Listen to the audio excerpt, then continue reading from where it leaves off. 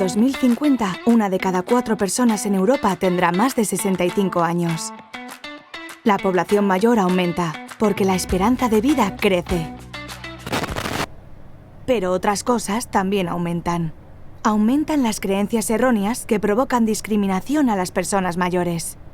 Y otras barreras que encuentran en su día a día. Por eso, lo que tú haces es importante para cambiar las cosas. Para que respetar sus decisiones vaya a mayores. Que disfrutar de su compañía vaya a mayores. Que potenciar su independencia vaya a mayores. Que apoyar sus ilusiones vaya a mayores.